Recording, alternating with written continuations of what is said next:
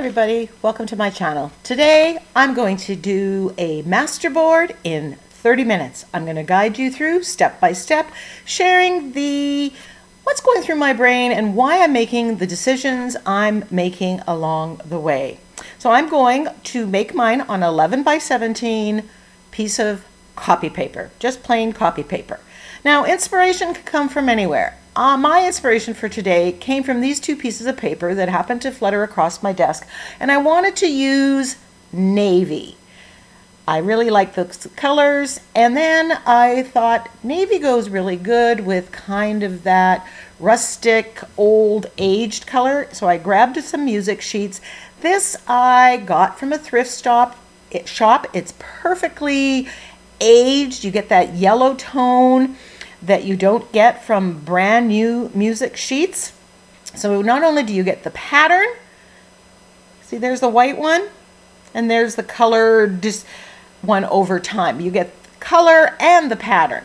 So since I'm going with that kind of color, I grabbed this bag of ephemera. These are tea bags and gauze that are stained with tea or coffee.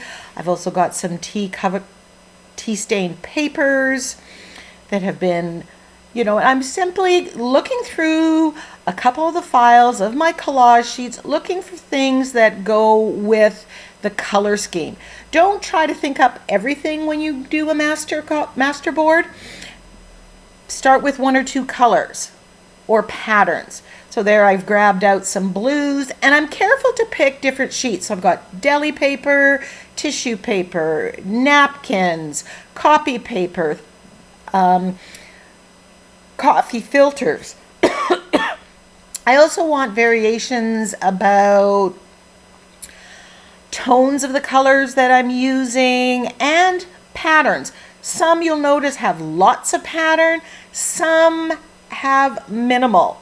I like the contrast that gives you.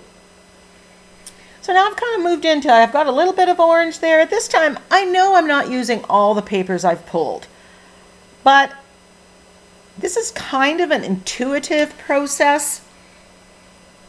I'm going to be using my fluid matte medium from Liquitex to glue all these papers down. I simply put it into a smaller bottle for ease. So I just start ripping up the collage papers and rough fitting them on the page. And while I'm doing this, because it's intuitive, it may evolve, it may change. I'm starting to, as I almost mindlessly rip the pages and place them, the ideas start flowing in my head. Somehow that opens up that creative part of my brain. And I think that's why I like doing the masterboards, because at some point it switches off to that creative side, and I end up with an end result that is far superior than if I'm overthinking it. So here's some navy with that gold, and it's got kind of a vintage pattern. And I just want to layer these on here. Now all these collage elements are going to give some interesting texture to the background at a very minimum. Even if I painted over top of them, gave them a coat of white gesso, you would see all the different layers and as they're layered. But I'm hoping some of that pattern makes it to the end. And if it doesn't, it directs the choices that I make, because every time I add a piece. Now here's a coffee filter, and it has a very slight pattern, but it's a very solid color, and it just adds so much energy to what I've got going on so far. So you see with, some things have larger patterns, some things have smaller, less, more, and you're just layering it up, and I'm placing it where it feels good. And I cannot necessarily give you a formula, put it here, put it here. I just audition it in different places, and then without overthinking it, where it lands, it just looks Good. Now with a masterboard, because you're going to take it and turn it into multiple pieces, and you don't, at this point, know what you're using it for, you really can't set up the perfect composition for a 6x6. And in doing that, I think you open yourself up to being more creative. So as I'm rough fitting this, I'm just playing with these little bits. When it comes to actually gluing it down, they may actually end up in a different place. Now I got on my word processor and I typed some numbers in different Old English, old newspaper fonts, and I blew some up to a larger size because I thought, you know, I like when I see people using numbers in the background. This gives a larger patterned element to my background. Now, if you have number stamps or a number stencil, you could definitely use that. I don't have this particular size in either of them. And having it on this sheet of copy paper just makes it super easy to have as collage sheets. So what I'll do is I'll print out multiples of these, and I can print them on tissue paper or copy paper. I could even print it onto rice paper and then collage it down. So I think I have enough to start. And so I'm just going to take some of this off and start gluing it down. And as I said earlier, some of the placements might vary from where I rough fit them. The rough fitting process is really about just switching into that creative mode, that creative side of your brain, and getting yourself far enough, breaking the page, so to speak. Now I want to layer these in interesting ways. The goal is not to have every piece showing 100%. You want it layered. You want all these different elements, collage papers, to overlap and shine through in different ways. And I just typically put a coat of the matte medium underneath and on top.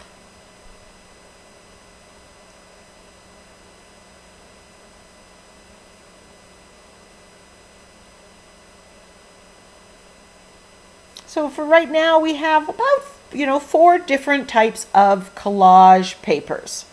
The music paper, which is very thin and brittle, the numbers, the navy with the gold on it, which kind of led me to the, it ties in with the yellowing of that music paper.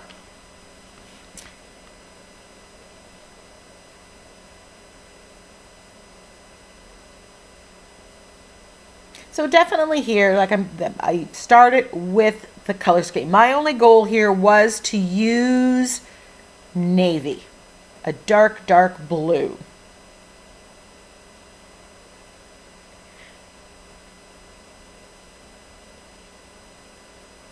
And I'm just gluing it down as I go, as I see fit. As I said, this is a very intuitive.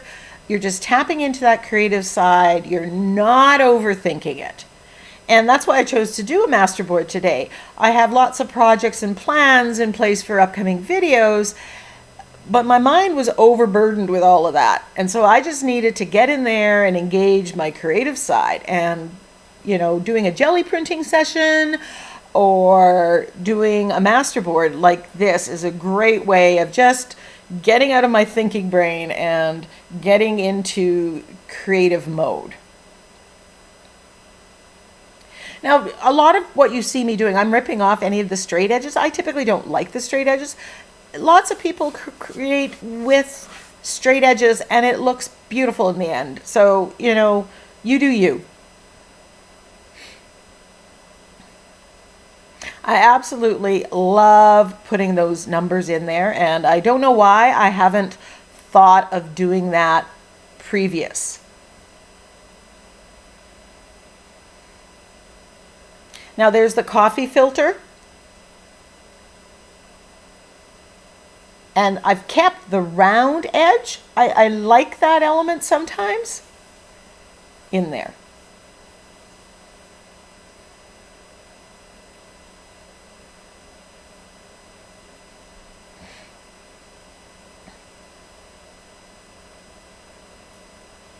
So, you know, if you're not sure what a masterboard is an artist creative paper that is made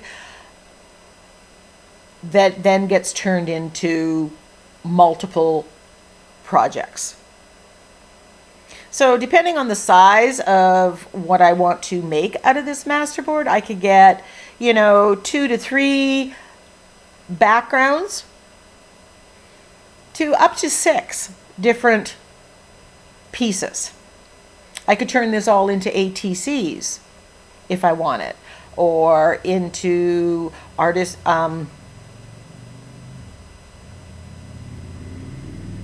index card size, 4x6, 5x7, 6x6. I like using my masterboards to make the backgrounds for a card instead of using cardstock. I like using this. You can just make cards with just the masterboard on the cover, and maybe if you want, you can put a sentiment.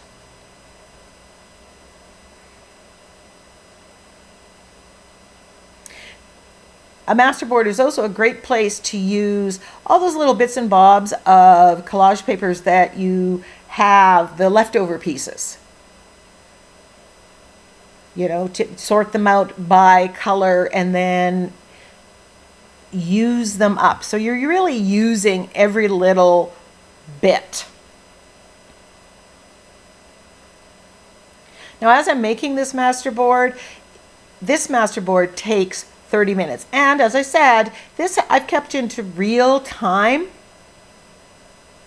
to show you that it can be done in 30 minutes. So once you've invested that 30 minutes of time, you have those multiple backgrounds to jumpstart your creative process. Now I can go and I can turn this into, if I just wanted to do a bunch of card fronts, do a series of cards for Christmas or any kind of holiday, just general cards. Now at this point, I had grabbed this sheet and it had that yellow in it, but it introduced that orange coral color. And while initially that wasn't part of my color scheme, for some reason I pulled it and I'm really liking the look of that. And I think that's one of the things, because as your brain goes into that creative mode, you open yourself up to newer possibilities and you may experiment a little bit more and come up with some wonderful combinations.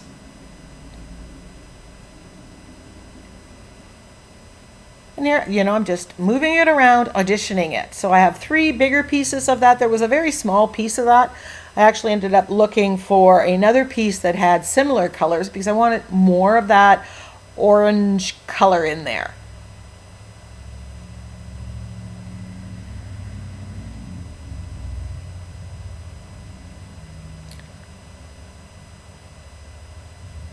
Now with the music paper and the numbers or anything with script,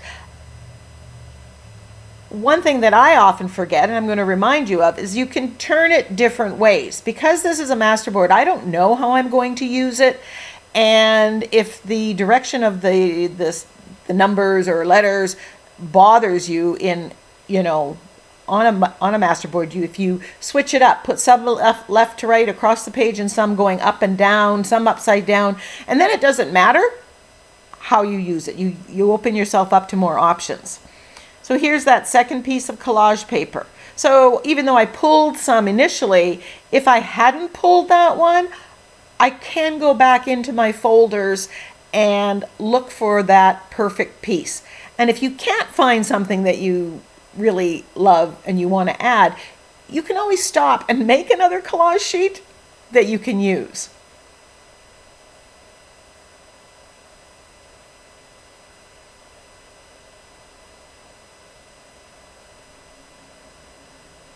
One thing you can use, I haven't used it on this, but when you use napkins, and often I will cut out the focal image, but the background is often colored and has type and text and different other elements, that makes wonderful collage elements for a masterboard.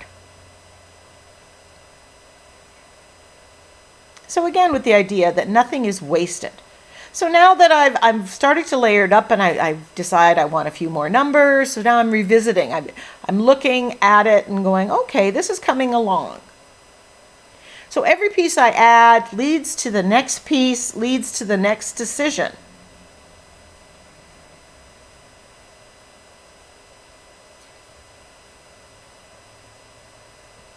And here we have just layer upon layer upon layer of all these collage elements. So some points it's thicker paper, and some it's very thin.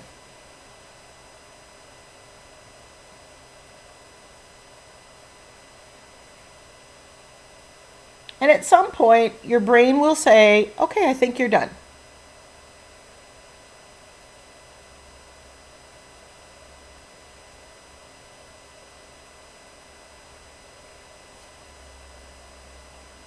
People often ask, a lot of the questions that people ask when I've done masterboards is like, how do you know when you're done? The page will tell you. And I know that sounds really funny, but it's like you do something and it's like, yes, there it is. Often at the various stages, what I do is I take pictures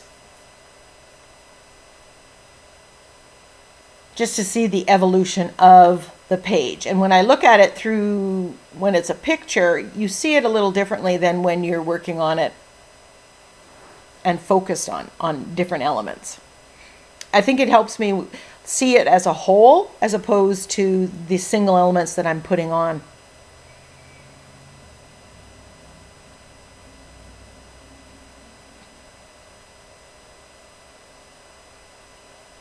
Now with a masterboard, while often I use it as an instant background and add absolutely nothing to it, you can always add more once you are actually creating the page or the card beyond just the focal point and maybe a sentiment.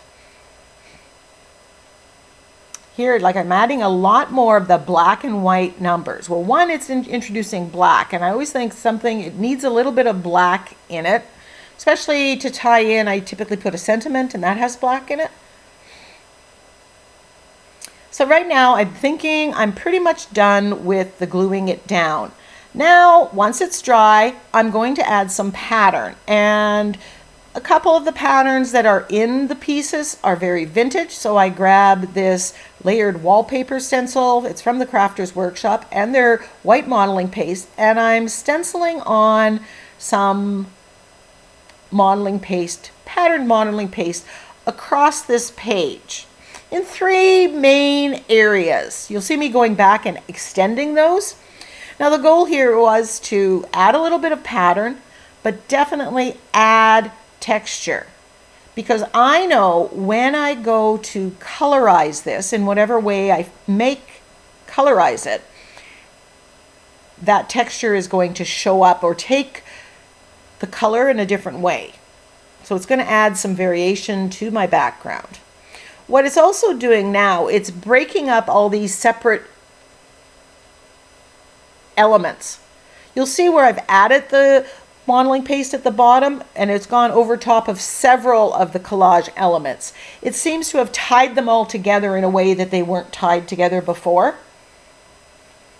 You want to see this as a masterboard, as a background, not as just elements that have been glued onto a page. And putting the modeling paste on like this, or stenciling over top, that would have done the same thing. Just breaks it up, changes how you see it on there. With the modeling paste, as opposed to just stenciling, I've added that extra texture element.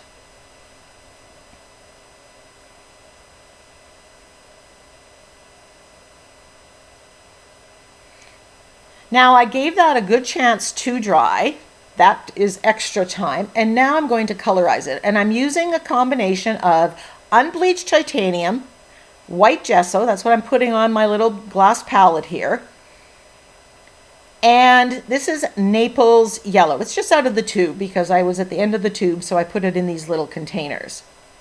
So now I'm just going to apply these colors to some of the white spaces, overlapping some of the collage elements. Again, breaking up those hard edges. This helps meld them together a little bit, breaks up, pushes back some of the elements like the darker numbers. And I'm mixing those colors on my finger. I'm just off camera, off to the side there. I'm just dipping in the Naples yellow and the white gesso and putting it on the page, rubbing it. So every time I grab something, there's a little bit of different combination of colors, and that gives some different variations. Some areas are going to be lighter, some are going to be darker, and that's what I want. And I'm rubbing it in. Where I rub into the texture paste or the modeling paste, it is going to absorb differently. If it gets too dark, you can grab a baby wipe to help take off some, or to help blend it if you want a softer.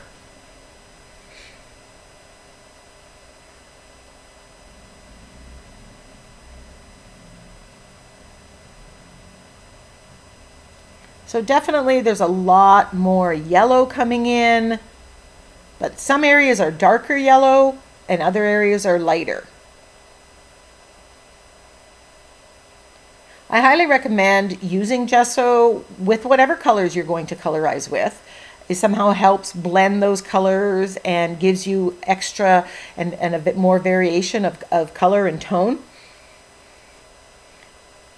Unbleached titanium is another color I highly recommend. I find I use it so much, especially if you like doing vintage.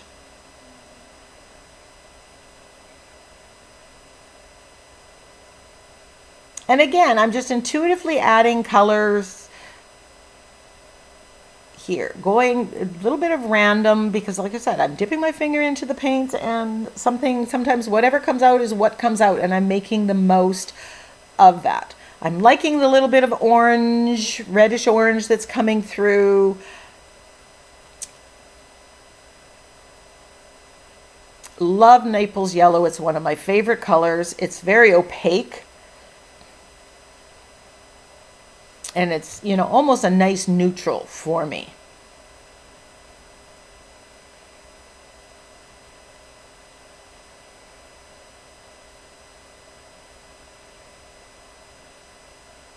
And just adding, breaking up those collage papers, taking off some of the rough edges, overlapping it so it's not so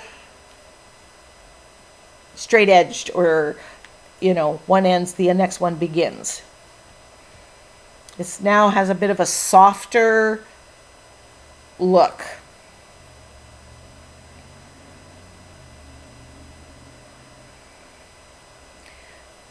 Now I have some navy there. It's Prussian blue that I mixed with some, I didn't add black, I added Payne's gray just to make it a little bit darker. And now I'm going over some of the navy areas because that kind of got lost a little bit, and I'm adding a little bit of navy. Remember, my goal was to use navy on this page.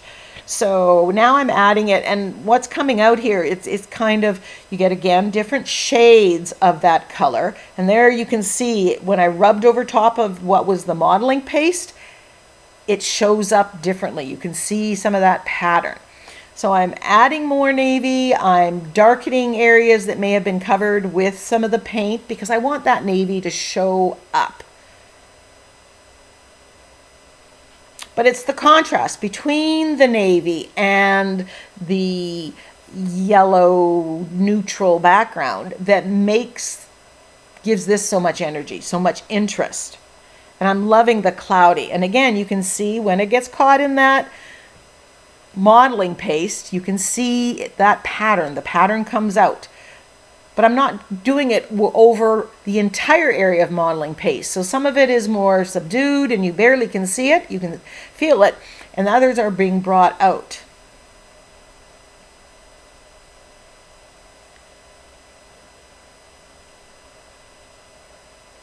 So again, the color scheme that I picked at the beginning is still the color scheme I'm working with. Some of it I added with collage papers, but you also have the option of adding it with paints. Whether you're applying it with your fingers, you could be applying it through a stencil.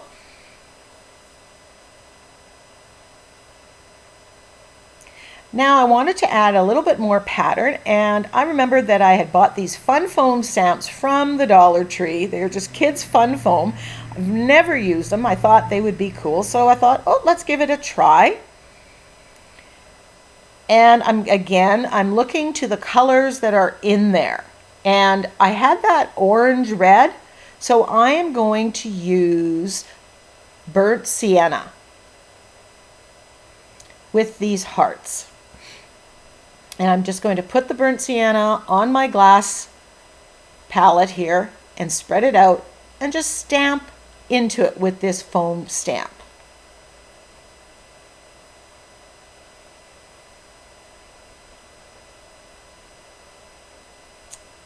And instantly I'm going, oh yes, but I want a little bit more impact. I want a little bit bigger together. So I put either 2 or 3 of the stamps together, and I come back and I do put like groupings of 3. It just gives it a little bit more weight. I love adding this color to it. It just seems to be the right decision. Now, if it wasn't the right decision, you can grab a baby wipe and dry it off. Everything's permanent underneath, so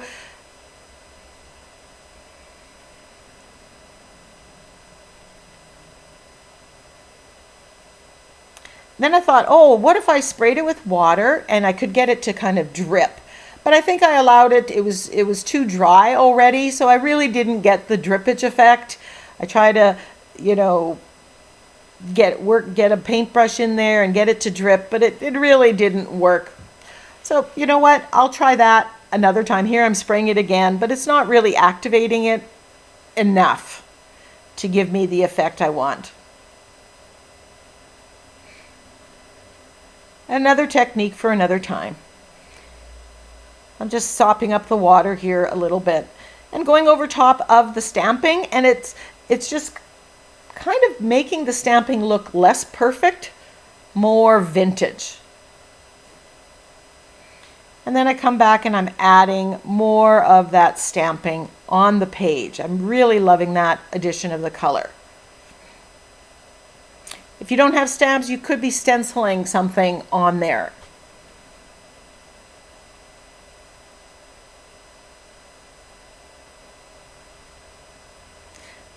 Now for the sun stamp, I'm grabbing yellow oxide. Now yellow oxide is a darker version of Naples yellow.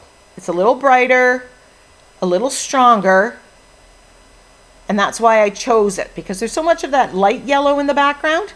And I'm using this star stamp, and I wasn't sure, or sun stamp, how that was going to look, but as soon as I put it on, that deeper yellow, everything just worked. In my mind, it was like, yes! So both of these stamps are going to go into my mark making selection off to the side, and I definitely will be using these again. A great addition for the, $1.50 that it costs at Dollar Tree in Canada. And at this point, I'm thinking to myself, this is done. All of a sudden, it's like, yes, the page is done. I don't need to add anything else to this.